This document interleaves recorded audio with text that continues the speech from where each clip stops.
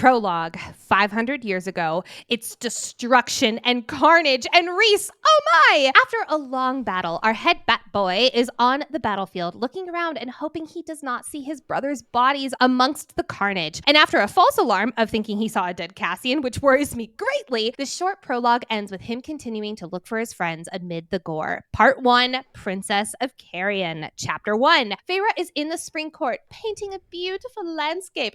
Hey, did we go back in time?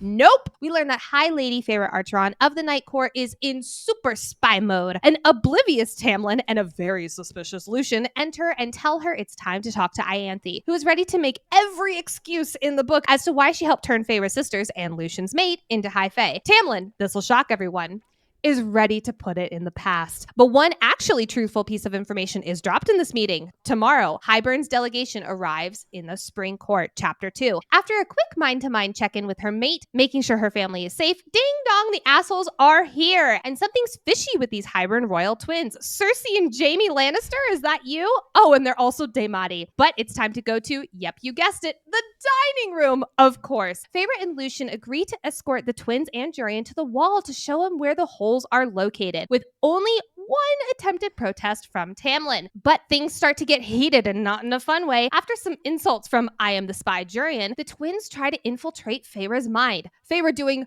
the most, saves the day by shielding Lucien and Tamlin's minds from the Lannister twins. The move costs her a headache, though. I'm sure that means nothing. Chapter 3. Time for a road trip to look for some holes in the walls with your greatest enemy. Out in the wilderness, Feyre and Lucien get an opportunity to chat about what went down after she left.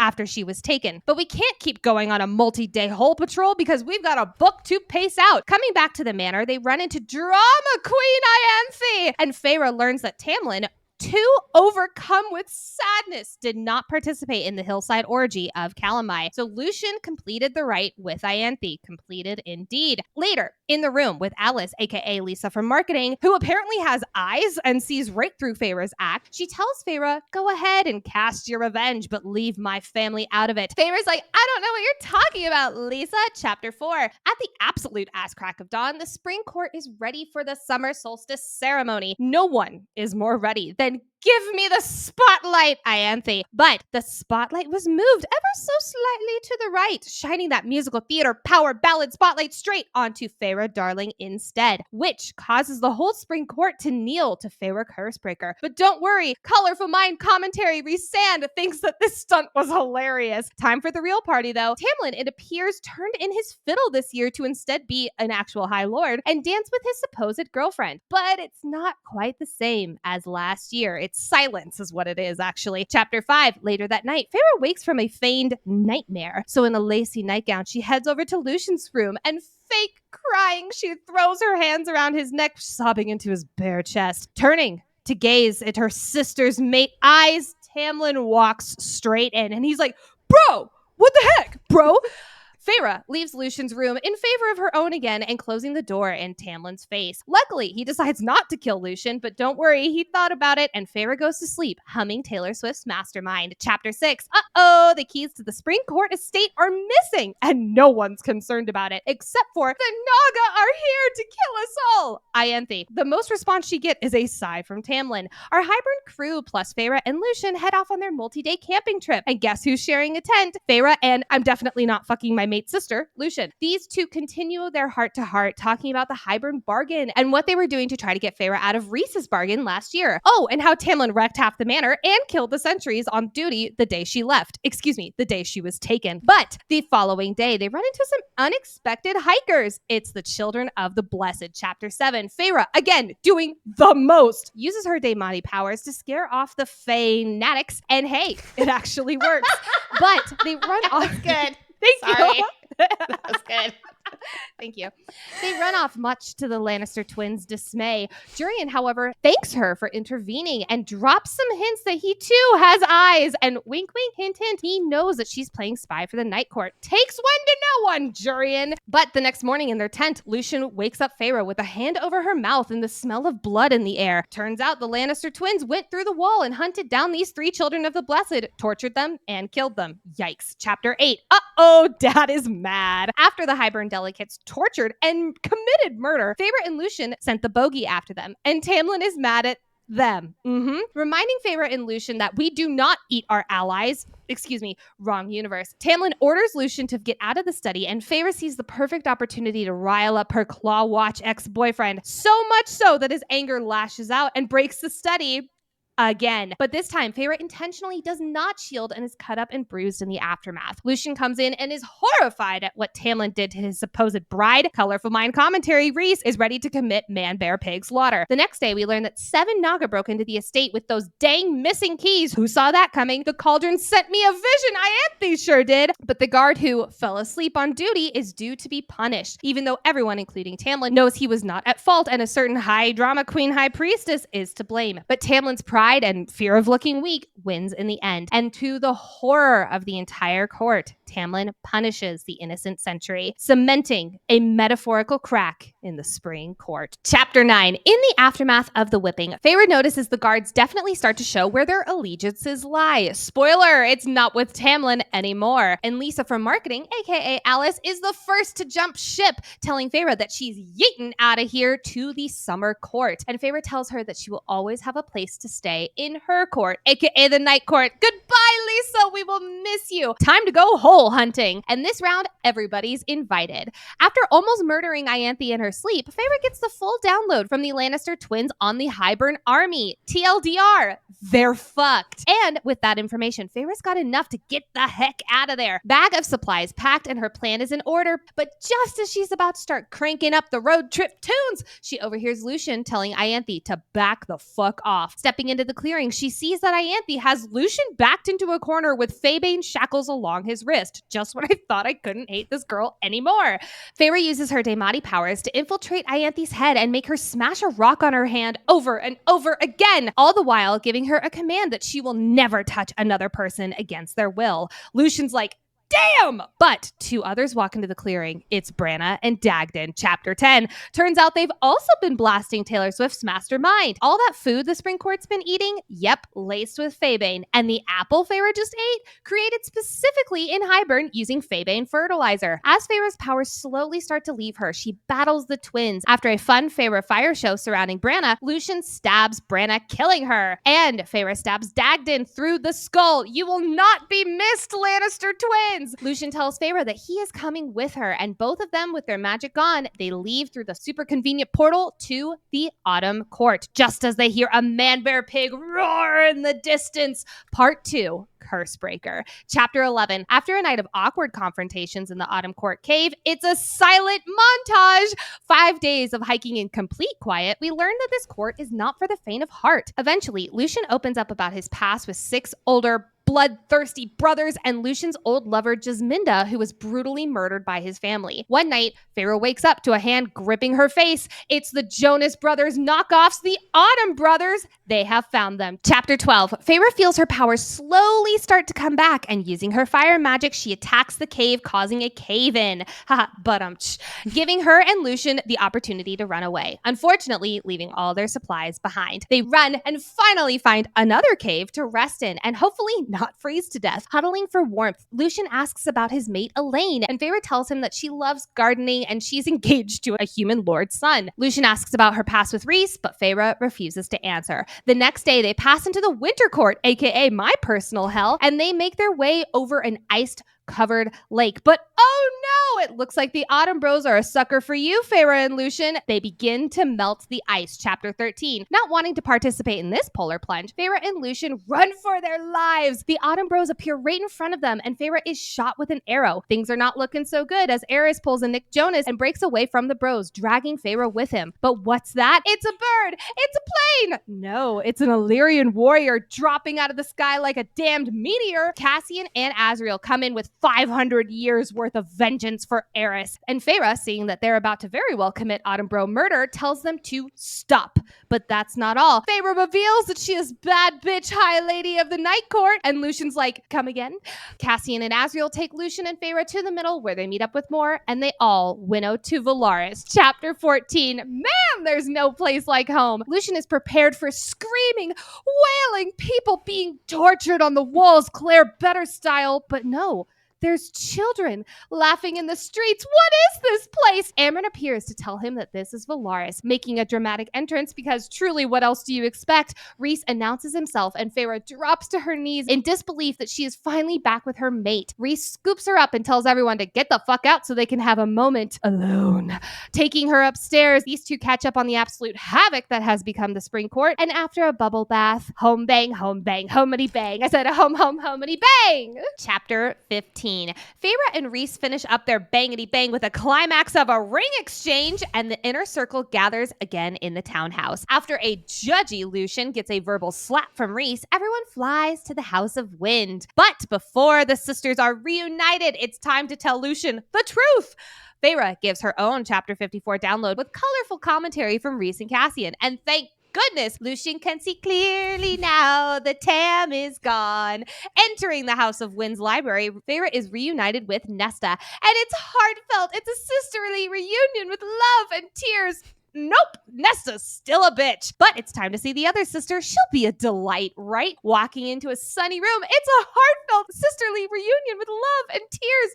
Nope, Elaine is not doing so hot and is a vacant shell, who reminds everyone, including her mate, that she was supposed to be married next week. Oh, ouch. Chapter 16. Time for a tour of Lucien's new residence with one big ol' stipulation. You cannot talk to the sisters or else you'll get locked up in a room with Amren. Ruh-roh. Speaking of that tiny ancient one, our crew heads over to her apartment, and her opening words are, kill Baron and his other children so that Lucien can become High Lord. Damn, Amren, it's nice to see you too. Blatant murder aside, our crew gives a huge old download about Hybern, his allies, and how they went to see Miriam and Draken. But their island of Cretea was in complete shambles, dun dun dun. And since they're really fucked with the odds on this war, a plan is formed. Gather the 7 courts and rally the High Lords and try to get as many people to not join Hybern as possible. Simple enough. But more is coming in with a theorizing. Perhaps the cauldron is not at full power if it needs help to take the whole wall down, so those who are made can theoretically patch it up. Like Nesta, who Rhys insults, and Feyre snaps at him, making the whole room so cold the penguins could march through it. But Feyre agrees that she will ask her sister for help. Chapter 17. Feyre, avoiding Rhys, gets some time in the skies with Cassian, and they discuss Nesta, because she clearly has got some wild powers going on. Later, it is time for family dinner in the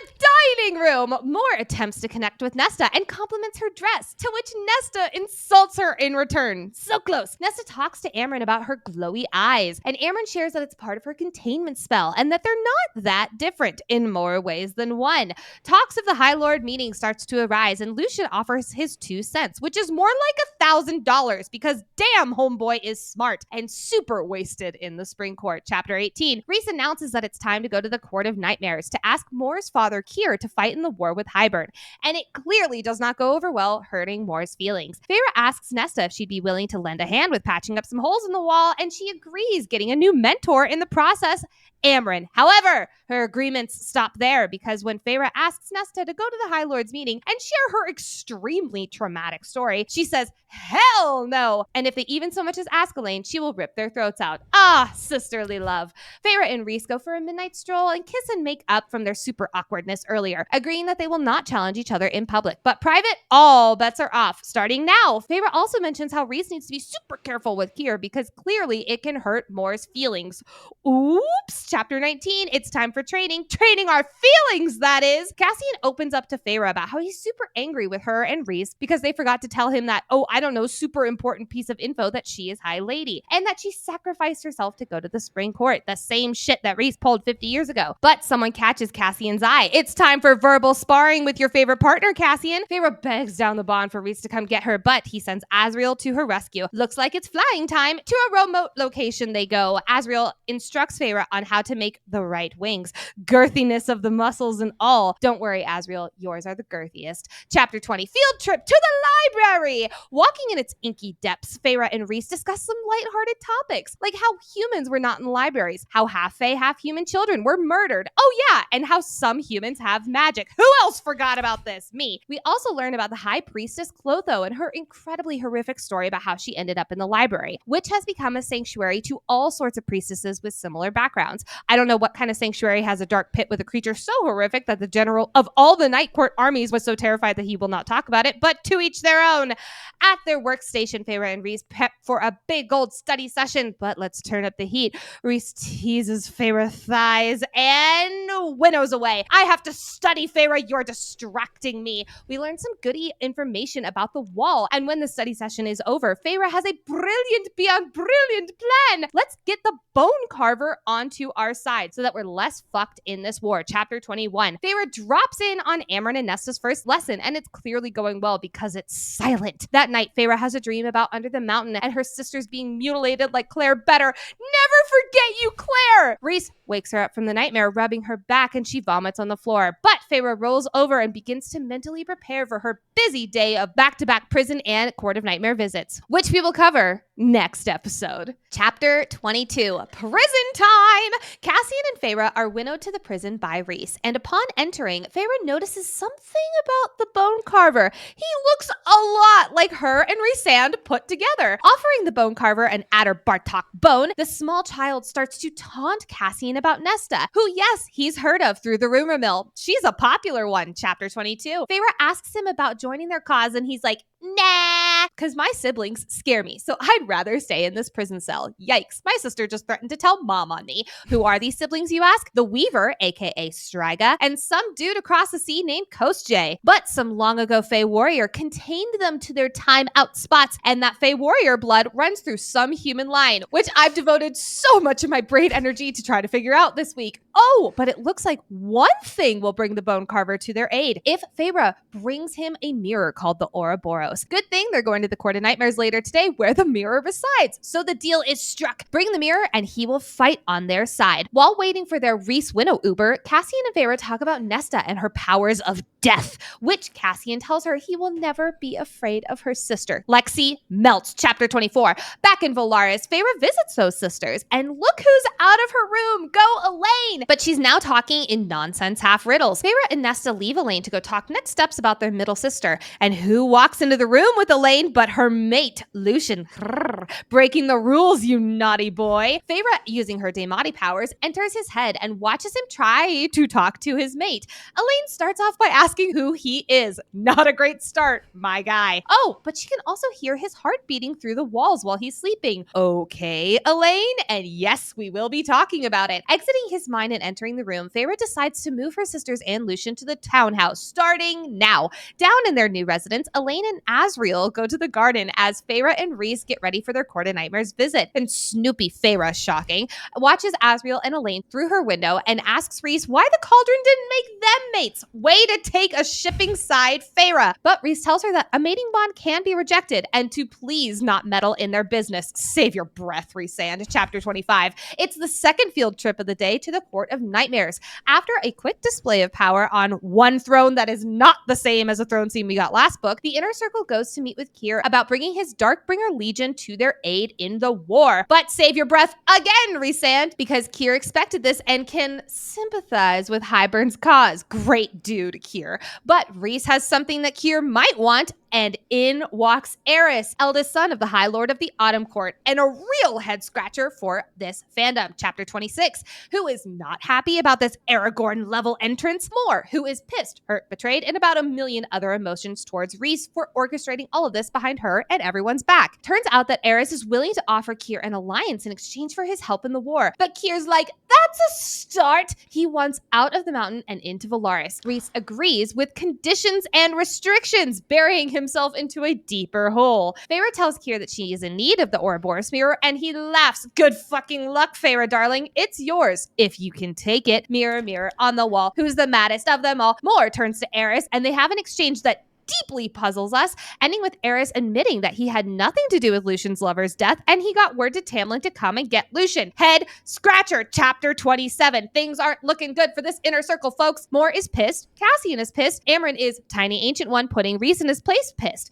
which guilty Rhys tells him that he's taken precautions to ensure the city will not be a pleasant one for Keir to visit. Things simmer down, but Amren learns that Feyre and Cassian went to the prison to try to get the bone carver on their side. Reluctantly, she shares the story of how she entered the prison and how she walked out many years later. But that will have to be tabled for now because Elaine comes downstairs sharing how she hears her crying, and everyone thinks this her is dead. We're just gonna brush over that horror show for a moment. The sisters agree that it is time for Elaine to see a healer. Later that night, guilty Reese talks to Feyre about his regrets with making Mor sad, and he admits that yes, it was a bad call. Reese, I love you, but yeah, it was. Chapter 28. A different tiny ancient one, Maja, comes to see Elaine, but can find nothing wrong with her. You know who might be able to sense something wrong with her? Her mate! So it's a date. Elaine, Lucien, and their chaperones, Mor and Feyre, set up for tea. Chapter 29. The lights are dimmed, the candles are burning, and Lucien and Elaine are having an awkward first date. After Feyre tells Reese mind to mind not to come in and save himself, Elaine shoots up out of her seat. Turns out that after 30 minutes of absolute silence, Lucien tugged on their mating bond, and it felt mighty strange. So Elaine is escorted out by her eldest sister, needing some sunshine. Later that day, Feyre runs into a tree. Where did you come from, tree?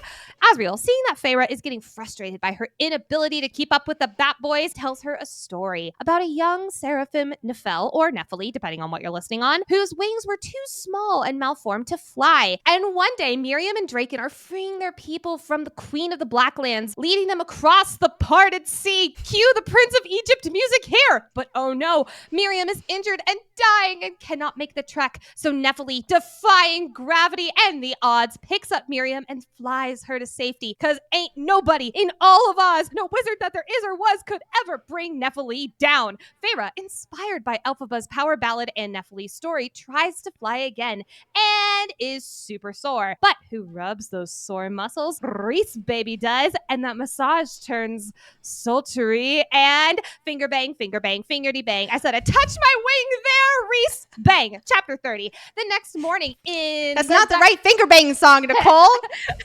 What is the right finger bang song, Lexi? I want to finger bang you into my life, girl. Chapter 30. The next morning in the dining room, the Archeron sisters are joined by Cassian and Azriel, but Elaine looks up at Cassian and tells him that it won't take more than broken wings and broken bones to kill him. And yes, we will be talking about it, much to Lexi's dismay. Enough of creepy you're gonna die prophecies, to the library! Nesta and Feyre walk towards their chosen reading nook and have a kind of sisterly heart-to-heart, but uh-oh, what's that? It's the King of Hybern's minions, the Ravens, who are coming to get Nesta. Well, not actual ravens. Chapter 31.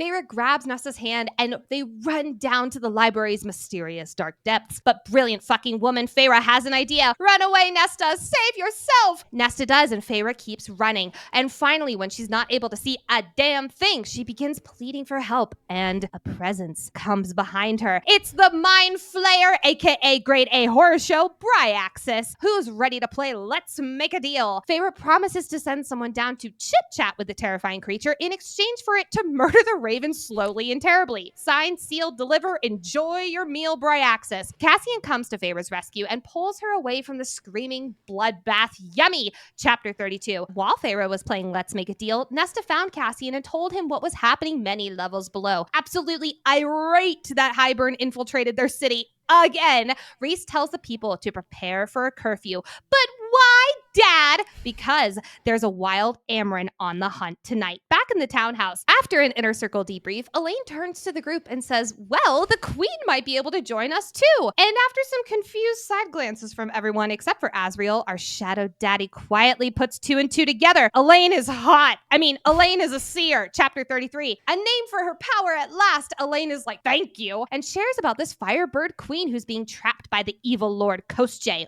Ooh, she might be a good ally. So who will go and bring the fiery queen to the cause? Not you, Mor. No, I choose you, Lucien Chu. With a longing glance at Elaine, he decides to leave tomorrow. Chapter 34. Sadly, our wild Amren hunt came up dry. And what else is dry? Elaine's eyes during Lucien's departure. After a longing gaze, Lucien turns to leave with Reese just as Elaine takes a step towards her mate. But too late, Lucien is officially headed to the dangers of the continent. But the dangers aren't over yet, friends, because in the dining room, Nesta and Feyre are waiting for Reese to return from Lucien drop-off when a wild Amren bursts in. Hybern is laying siege to Adriata of the Summer Court, which we will cover next episode. Chapter 35. The Summer Court calls for aid. Well, really, Varian does. Our inner circle, minus the tiny ancient one, all travel to the absolutely chaotic bloodbath that is Adriata. But something seems off about the two High Lords' power. Oh no, it's dampered. And yes, the two High Lords, because no one else bothered to show up to the party. However, they probably weren't invited. But still, Moore gives Feyre a rundown. They are to go into the palace and save the innocents, but Feyre, behave and don't be a hero or stupid, sometimes both. Chapter 36. In the palace, it's murder, death, destruction. Oh my! Mainly because our two gals are badasses and kill basically every Highburn soldier in sight, except the ones that they let the servants tear apart limb from limb. Yummy. But with the palace levels cleared out, nice job, team. This murderous duo heads out into the streets of Adriata to continue aiding the innocents. However, it is time to check in with the hubby using Daemati Find My Friends. And oh dear, he is staring right at the King of Highburn, chapter 37. Mother above, this is bad. The King of Highburn and Rhys have a verbal dance off, and I'm not gonna lie, our master chess player Rhys gets his ass handed to him. But after begging her mate to end the bastard, the King of Highburn has one more dance move up his sleeve. He gets on deck and does the worm, and the crowd goes wild. Not really. It turns out that he is an illusion and not really here at all. Egg on your face, Rhysand. But We've all been there, buddy. but at least you get to miss all the Highburn soldiers, right? Chapter 38. Feyre, back in her own body, is being slapped awake by a stressed out Moore. Pull yourself together, Feyre. And Feyre gives Moore the lowdown just as she sees Rhys and Tarquin, who now have access to all of their power, run the Highburn soldiers out of town. Goodbye.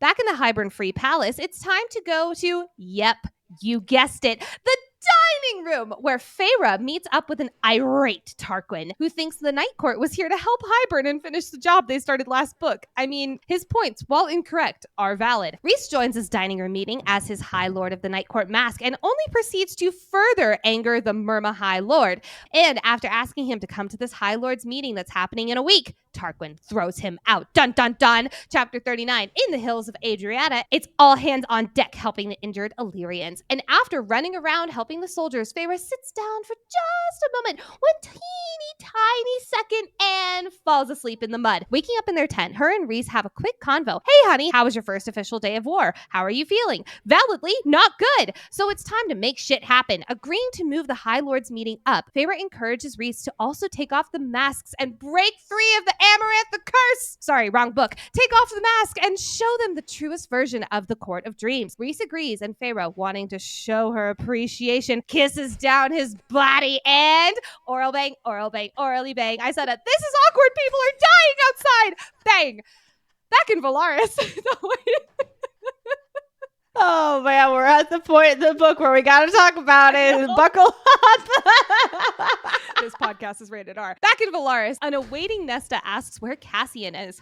I wonder why that is. But don't worry, he'll be back soon, Nesta darling. Until then, Feyre is not done taking taking matters into her own hands. Chapter 40. Time for another prison trip. With Rhys lingering in the hall, Feyre approaches the bone carver, telling him to pick another object than the Ouroboros mirror. But no. Mirror on the wall. Who's the most persistent of them all? So, cutting their losses, our High Lord and Lady leave. Not without Feyre finally showing Rhys the image of their son, who is viciously yelling in his prison cell about receiving a chicken bone in exchange for his services. Back in Valaris, again, they head into the kitchen and see Elaine, who is covered in flour, like the baking kind, not the soil kind, and smiling. Go Elaine! Chapter 41. A spot has been decided. The High Lords have submitted their RSVPs, except Tamlin, and it's time to go to the meeting. Everyone looking like a snack in their outfits, specifically Feyre, who is wearing her starlight dress and donning a new crown that her and Rhys took a midnight stroll to the family jewels cave to go and get. So,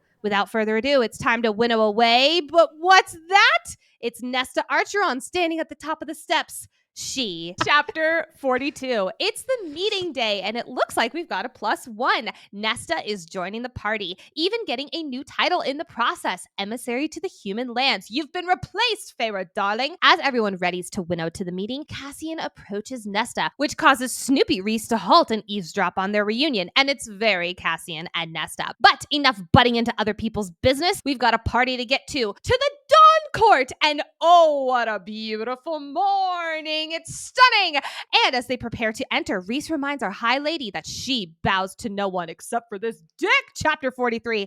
Walking into the chamber where the meeting will be held, we meet the High Lords of Dawn, Day, and Winter, the people who basically bothered to show up on time. And though this meeting is of dignity, pristine duty, and seriousness, two females, Moore and Vivian, Lady of the Winter Court, squeal, reunite, and catch up on decades of gossip, including her mating with Callias. Brrr. Fashionably late, Tarquin and Baron finally join, and let's get down to business. But what's that? Bursting in, Kool-Aid Man style, is Man Bear Pig. Oh yeah! Chapter 44. This Kool-Aid Man is not so cool. Not only did he not RSVP, but is expecting a seat anyway, he is also staring daggers into Reese and Feyre. But boy, oh boy, is he just getting started. Let's get down to business. Reprise. But it's clear from the get-go, not a lot is going to happen at this meeting because Tamlin is starting what I'm going to call today the fuck you Tamlin count. Who else is not having Tamlin's fuckery though? It is, be careful how you speak about my high lady. Asriel, high lady? Surprise, Tamlin. Conversation moves to Reese proving his good intentions to the other high lords, including Callias, who believed Reese had a part in murdering 24 Winter Court children. Things check out with Reese, though. What about you, Tamlin? You're supposed to be working with Hybern. Surprise! He's been a spy all along. Duh, Feyre. Tamlin didn't come empty-handed, though. In addition to a smart mouth, he also actually brought useful information of Hybern's movements. But don't think for one moment that means he's gonna stop being a dick. Nope, he opens his stupid Tambear Pig mouth, but it looks like Reese has had enough as well, so he took away his ability to speak. Oh shit, there's a Daemati among us. Chapter 45. Well, that sure ruffles some feathers, not the kind Thiessen likes though. Tensions turn away from the High Lord of the douche canoe, of the Spring Court, to the Autumn Court, including I'm totally on your side Eris, who calls out Moore for dressing like a slut. Nope, too far Eris. Asriel pounces like a kitty cat from shadowy hell and absolutely hands Eris his own ass. Looks like it's up to the High Lady of the Night Court to diffuse the tension. Thiessen, being like, can we get back to politics, please? Brings in his skilled alchemist, Nuon, for the grand reveal. They've got something to counteract Fabane. That should diffuse the tension and make people start acting rationally, right? Nope. Baron, bringing a fuck you Baron count into the mix, starts to run his mouth, and white hot fire explodes out of Feyre. Chapter 46. So, remember that whole I won't show the High Lords my power convo? Yep, that went out the window. Feyre, like a queen, unleashes on Baron and only stops her attempt to kill him when Reese, reminding her that, well, an interesting experiment. Let's maybe not kill a High Lord at the meeting we're supposed to be the good guys at. Baron insulted that girl has his powers, and let's be real, he's a little embarrassed that said girl absolutely decimated him, turns to leave. However, he is halted by Queen Nesta, who stands up and tells her story. Alas, it is not enough to keep this uber douche canoe in the meeting. Baron and the rest of the Autumn Court leave. Good riddance. Phew, that's over. But now the High Lords are looking at Feyre and her powers like, hey, that's mine. Feyre begins her impassioned speech about fighting for Hybern, and it's enough to make them change their mind and join the fight. 6 out of 7. Not bad, Cursebreaker. Not bad at all. Chapter 47. Sleepover at the Dawn Court. In a private suite, our Night Court crew has a quick moment of relaxing after a long day. It's like their equivalent of taking your bra off at the end of the day. However, who enters but expert bra taker offer Helion himself? And it turns out that he's been working for an inner circle threesome for years now. To quote Feyre, why haven't they said yes? Feyre dons on her meddling mask though and starts to ask Helion about his past with the Lady of the Autumn Court. Turns out they had an off and on affair for decades, ending with her choosing to stay with the Autumn Court and Baron. Feyre, doing some quick mental math, puts some who's your daddy pieces together. Lucian is his son. Helion, you are the father! No time to be surprised though, because Nesta comes in. Something is wrong. I think I left the oven on at home! The Bat Boys go searching though, and no oven appears to be on. At the end of the day, Reese and Feyre have a quick chat, ending with her saying that she cannot bang bangity bang with you here, Reese, so he snuggity snuggles her all night long. Chapter 48. Day 2. The next morning, in the sweet dining room, Moore is not looking like a female who went on her own bangity bang session with Helion last night. But let's get down to business again. Back in the reflection pool room, it looks like everything's going to be drama-free for the day. Until Nesta leaps up out of her chair, hurls in the reflection pool, just as a rumble reverberates throughout the land. The cauldron has taken down the wall. They are too late. Dun dun dun! Oh dear! So gather around, friends. We need an inner circle debrief. We are never doing 11 chapters again, ever. Especially on a week where we had 2 less days to... Why do we always do this to ourselves? Chapter 49. Back in Valaris, in the dining room, our crew deals with the aftermath of the wall coming down. Namely, what the hell do we do now? But what if I told you I'm a mastermind? Elaine has an idea. We go to Grayson, my ex-fiance's estate, and ask them to take in the humans and protect them against Hybern's forces. This is the equivalent to stalking your ex on social media. What could go wrong? Nesta and Favor are like, give me your login info to Instagram so you don't have to see his ass. But no, Elaine will not share her password. So the plan is set. In 1 hour, they will go to Illyria and prep to winnow to the human lands. But Cassian is not going, and wanting to prep the girl he's been crushing on for some destruction, Cassian gives Nesta a crash course on how to make someone go ouchie. Chapter 50. With the Siri 1 hour countdown on, and Favor wanting to be as productive as possible, she makes a pit stop to the tiny ancient one's apartment, and the two of them go to the library to play Let's Make a Deal, this time with a scary shadow monster. But what does the monster want in part for aiding them in this war? A window. That's it. Much easier than a mirror that will make you go mad. The deal is sealed. First official monster locked in. Part 3. Hi, Lady. Chapter 51. Hours up. Heading to the Illyrian camp, it's time for some quick intros. But oh my god, what is that? It's Nesta Archeron, or what they call her, a witch. The Archeron sisters and more head to the High Lord/Lady tent, and it's time for Elaine to put her anti-fae filter on. More glamours Elaine so that she looks human again, and more Asriel, Rhys, and the 3 sisters all winnow to the gates of Grayson's estate. Chapter 52. Damn, this place is massive and slightly terrifying with ash trees galore. After waiting and Elaine sharing the How I Met the Lord's Son story, spoiler alert, it's way shorter than How I Met Your Mother, the knight in shining armor and his ass of a father approach. Elaine and Nesta step forward for the big ass to Lord Nolan, but it looks like that filter was not needed because Lord Nolan and Grayson already knew about the Archeron sisters run-in with the cauldron, and how the younger sister of the two now has a fancy High Lord's son as a mate. Technically, he's not wrong. But how do you know this, Lord Nolan? I told them. It's I am the spy, Jurian. Chapter 53. Our whole crew goes rightfully on high alert, but there's nothing to fear because it turns out that Jurian has been on their side this whole time. Tell that to the time that you shot Asriel with an ash arrow, but whatever. But that's not the only whiplash we get this chapter, because as Jurian explains, Tamlin turned right around after that High Lords meeting and spilled the minute notes with the King of Hybern, who is planning to launch a battle on the Summer Court tomorrow. Dun dun dun, chapter 54. All right, Jurian, you passed the you're not actually a snake test. Who doesn't pass that test though? Lord Nolan, who has no wish to let the riff-raff running amok in his lands, so only the rich and powerful will get his protection. Boo, you suck, Lord Nolan! Jurian having none of this though, and with a little I can tell the King of Hybern to avoid or attack this place incentive, Lord Nolan concedes. Fine, I'll be a decent dude. But Grayson not showing his decent dude flag and instead demands Elaine take off her engagement ring, and thus begins an awkward breakup. That is until Nesta comes up and slaps him in the face. Deserved! Chapter 55. Back at the Illyrian camp, our crew has their own inner circle debrief about Jurian and the next steps for the battle tomorrow. Later that night, Feyre, unable to sleep, finds Rhys, who is also not able to sleep, on a hilltop. It's not nightmares though, it's the guilt and fear of the coming battle tomorrow. Chapter 56. The next day, on a different hilltop, Feyre and more watch the ensuing battle, and it looks like Jurian's tip-off was the key to victory, because our crew absolutely decimates the Hybern forces, causing them to surrender, and thus for Tarquin, our golden retriever boy, to drown most of them on dry land.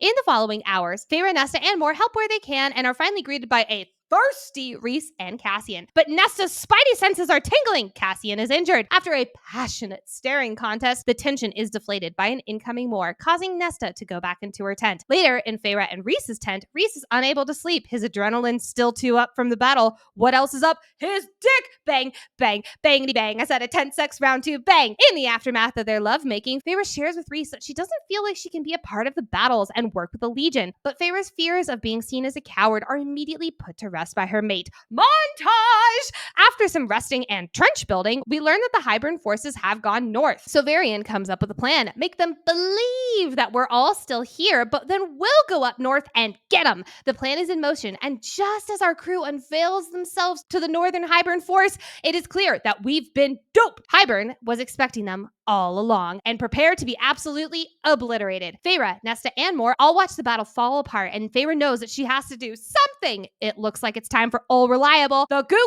Surreal, Chapter 57. After quickly convincing Moore to be actually useful and go down to the battlefield, Feyre goes to Elaine and finds out where the Google is. Elaine must have typed the URL right in because she finds it right away. It is in the middle, right near the Weaver of the Wood. Feyre quickly winnows, and not even needing to set up a trap, she hears the raspy voice of the Google Surreal. Are you feeling lucky, Feyre Archeron? Chapter 58. Wasting no time at all, the Surreal starts spitting out the facts. Well, not where Hybern's army is. That gets a 404 error. We do learn that the Archeron sisters can track the cauldron and therefore Hybern. Plus, the answer to all your Hybern problems lies on the second and penultimate pages of the Book of Breathings. But what's that? An ash arrow shoots through its neck, and Ianthe steps into the clearing. Chapter 59. Just when you think you can't hate Ianthe anymore, she proves us wrong. She gave the Google Surreal a tracking cloak. Reject all cookies next time, please! And she was easily able to find Feyre. Feyre, getting a wild and crazy idea, runs through the woods and right into the Weaver's cottage. Chapter 60. Your DoorDash is here, Straga. Feyre lures Ianthe and her two guards into the darkened room and slams the door shut, locking the Surreal killers inside. The screams of Ianthe dying fill the woods. You will not be missed, you monster. But one monster will be missed. The Surreal laying dying in the clearing and refusing Feyre's healing magic. It is already too far gone. It does have one request for its unexpected friend, though. Leave the world a better place than you found it. And the final breath leaves the Surreal, and Feyre realizes that it too was a dreamer. Stab, twist, ow! Feyre is not alone, though. Helion comes up to her, and Feyre drapes his cloak over the dead Google. It looks like we'll need to use Bing.com next time. By the way, everybody, can we give Nicole a round of applause for that one? Wow. 11 chapters. My goodness. That hurt my heart yesterday, but I'm so glad it's done. Thank you very much. Chapter 61. Winnowing back to the camp from the Google Surreal's demise, Feyre is taken straight to the healing tent with a very injured Cassian inside. Cassian awakens, and while Rhys is not mad at Feyre for turning off her sharing location, he is definitely mad at Cassian for disobeying his orders earlier. Our emotionally intelligent Batboy calls his High Lord out on his BS, though, and the brothers embrace. Feyre and Moore leave the tent to have it out because of Feyre lying to Moore about leaving for the middle. And the fight ends with Moore telling her to get out. This is not the episode of Full House I was hoping for. Chapter 62. Enough family drama. Let's get back to magic. Nesta, springing into action, is ready to try her hand at scrying. And after some support from Cassian, she falls into her trance. Snoopy Feyre, though, goes into Nesta's mind to make sure all is good. And nope, it's not. They found Hybern's army, and it's humongous. But some cookware is ready to play peekaboo. The cauldron opens its metaphorical eye and sees the Archeron sisters. Back in the tent, our crew is exhausted and at a standstill of what to do until bursting into the tent, horny and ready for action, is Varian, who gets on his knees for Amryn and makes out with her face. Chapter 63. Those two go off to bang, bang, bangity bang, with Amryn leaving making purring noises. Feyre falls into a sleep where she dreams of Grayson calling for Elaine at the edge of the camp. Babe!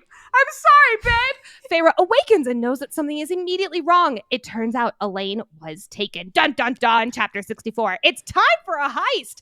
Feyre dons Ianthe's skin by shape-shifting into the snake of the dead high priestess herself, who I will be calling Fayanthe. And her and Asriel say their goodbyes, readying to winnow to the heart of the Hybern camp. Chapter 65. This place sucks. Fayanthe and Asriel making their way downtown through the camp until they see 3 Claire betters, smelly and all. It's actually 3 children of the blessed. But never forget you, Claire! Fayanthe runs into Jurian, who immediately knows it's Feyre. It's probably a bad sign when the one and only human can see right through your ruse, but oh well. It looks like Ianthe has been lusting after his ass, and Feyre's got a flirt. Who's surprised that Ianthe was thirsting after Jurian, not me? Fayanthe decides she must save the one and only child of the blessed who is still alive, and Jurian will free her for them while they go save Elaine. Speaking of the reason we're here in the first place, Fayanthe and Asriel find Elaine and free her quickly, and shifting back into her Feyre form, because that's a great thing to do while you're still in the enemy stronghold, the 3 of them make it to the edge of the camp. But uh-oh, they've been caught. Catch us if you can, Naga hounds. They can, but what's that?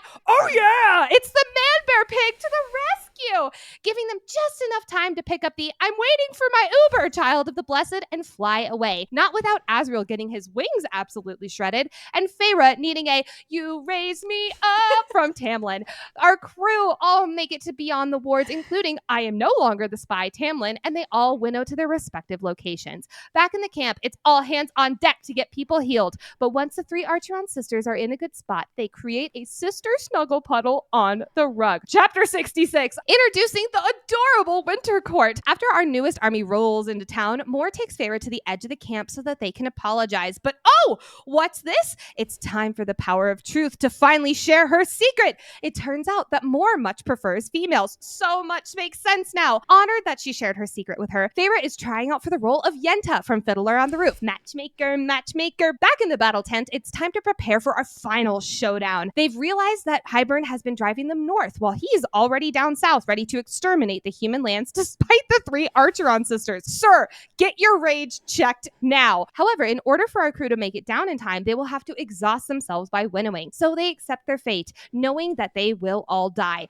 But what's this? A tiny ancient one comes in with the Deus Ex Machina. She knows how to stop the entirety of Hybern's army. Chapter 67. Our crew spends the entire night winnowing as many humans as they can out of the human lands. However, Feyre's not done. Knowing she needs to do anything and everything in her power to get the advantage in this war, Feyre winnows to the Court of Nightmares. It's time to get a mirror. Chapter 68. Mirror, mirror on the wall, who's the spookiest of them all? Seeing a giant, scaly, and furred beast coming towards her, Feyre realizes, oh my god, it's me! It's okay, Feyre. Nothing a little nighttime moisturizer won't fix. Smash cut to the bone carver cell, and she gives him the mirror. But oh, it turns out he didn't need it after all. He just wanted to see if she was worthy. It would have been so much easier if you just asked for a window, my guy. But one thing is for certain, he is ready to fight for the Night Court.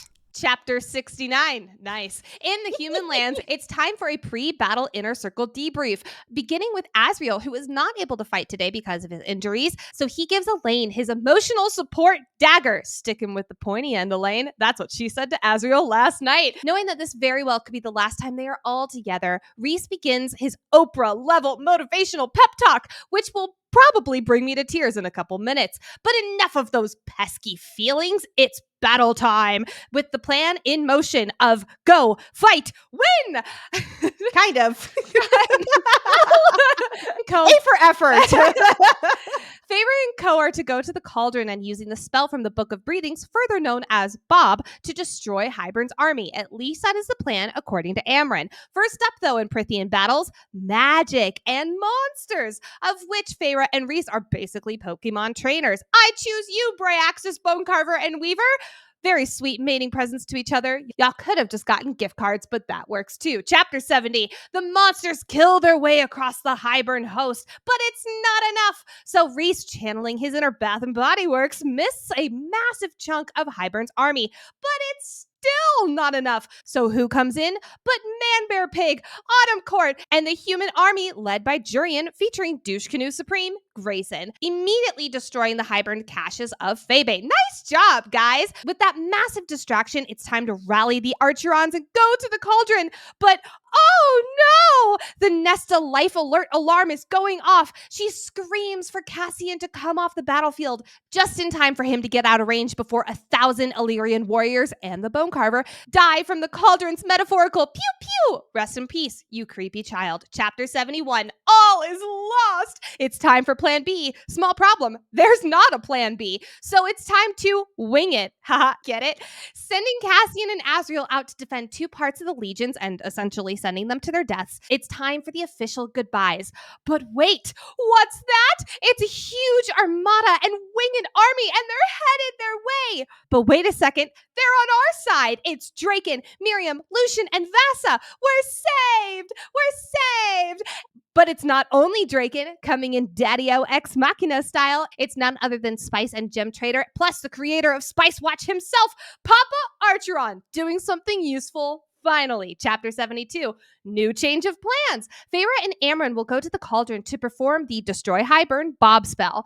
Nesta and Cassian will lure the King of Hybern away from the cauldron in a distraction that will absolutely surely not kill them. What could go wrong? Chapter 73, Feyre and Amren making their way downtown, walking fast, Striga passing their cauldron bound. However, it's not all catchy 2000 piano bops because Striga faces off with the King of Hybern, and this super feared top of the food chain in the middle absolutely destroys this Fey king who was 100% inferior to her.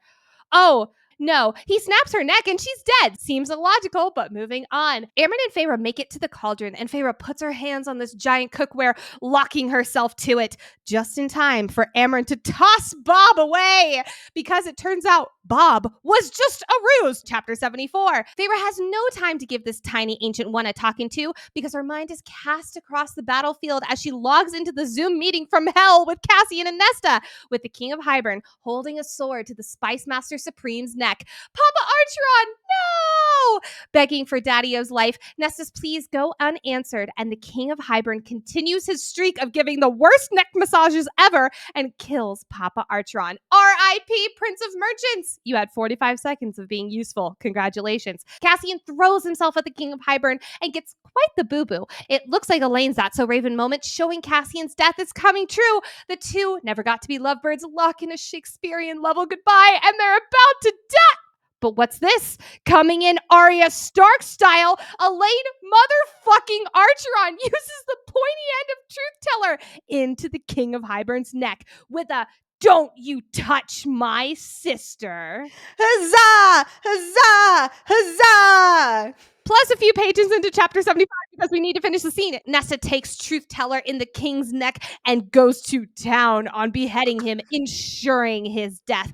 She holds up his head like a trophy, and the cauldron and Feyre zoom, zoom, zoom back to the hilltop where they physically are. Chapter 75. We are right back into action with Elaine just having stabbed the King of Hybern. But he's not finished off yet. Nesta severs his head and holds it as her souvenir. But despite the number one asswipe being taken off the board, the battle rages on. The cauldron decides that Feyre's mental adventure has come to a close, and it zooms, zooms, zooms across the battlefield, back to being face to face with Deceiver Amren. But wait, what's this? The tiny ancient one has had a plan to end the war all along. Unbind her from her Fey body. To which Varian says, "No!" and is ignored. Amren flings herself into the cauldron and Feyre speaks Bob's spell. And emerging from the giant cookware is a fiery angel demon who sweeps across the battlefield, killing everything in its path, officially ending the war. Chapter 76. We're saved! We're saved! Saved! But Houston, we have a problem. The cauldron is a void and broken into 3 pieces. Turns out that's bad and is the end of the world as we know it. However, walking in, Rhys has a sneaky plan. He's going to sacrifice himself. No, you can't. There must be another way. Do you want the cauldron to destroy the world or not? Feyre, you have to be the conduit. I know it. Not me, not your sisters, you. I'm so glad I muted myself because I was just laughing so hard. Bravo! Bravo! Thank you. And I literally wrote in the outline, I was like, he's going to sacrifice himself. And I was like, wait a second. Anyway, JK, he doesn't tell her any of that as he pours his power into her and the cauldron. And it's fixed. Dang, that warranty must be really good. But something's missing. The mating bond. Because Rhys is dead. Dun, dun, dun. Chapter 77. No, not our shadow daddy. But wait, we have all 7 High Lords / the High Lady. One at a time, each High Lord gives their light seeds into Rhys's body. Nice. And only after a distraught Feyre shares her entire story to Rhys does his heart come back to life. So it's like 64 hours later. But he lives! And he's not the only one. Like a rabbit coming out of a top hat, a just high Fae now, Amren, emerges from the cauldron. The family is back together. Chapter 78. Well, almost. It's time to bury Papa Archeron, and Nesta's notably acting a little funny. But don't worry, we'll have an entire book about it. After the burial, Lucien joins the sisters, and he's got one hell of a story to tell. Where's the best place to tell that story? Oh, hey, Lucien, do you want to come live with us in Valaris? Enjoy it while it lasts, Lucien, because that's basically the last time your mate will ever talk to you. Feyre makes her way back to the tent, but it looks like there's a few extra people in with her. You were just dead mate, Miriam and Draken. Chapter 79. A quick chat ensues with Miriam and Draken where they all agree to take the cauldron to Cretea, so no one will try to get their paws on it. The next day, it's time for a High Lords meeting round 2 with some extra delegates. It is time to discuss renegotiating the treaty. Chapter 80. Well, it was a long meeting and nothing got resolved, but we'll save that for another day because they want to go home. Back in Valaris, Cassian wastes no time before he breaks out the fancy liquor. Dude, your priorities are great. Feyre has one quick note to write. Dear Tamlin, fuck you and everything you stand for. Just kidding. I hope you live a happy life. Not said, far, far away from me. Chapter 81. Who's that boy? It's Rhys. It's Rhys's POV, and he looks upon his alive and happy family who are hanging out in, yep, you guessed it, the dining room. Rhys takes a moment with his brothers to ensure that this is all real and to make them verbally sign a contract that they will not do another war for 500 years. Chapter 82. Back to Feyre. Later on the roof, she slides into her mate's arms, and only when his hands start to roam does he notice something. The red lacy lingerie set has made a comeback, my friends! But let's talk about death. Never wanting to witness their other half leave the world again, they make a bargain together. If you die, I die. What could go wrong? Rhys scoops Feyre into his arms, and these two love bats fly together side by side into the sunset. It is a gift. All of it. End of book 3. And the people of Valaris wave up to them like the people in the office. I'll never not see that. It's perfect.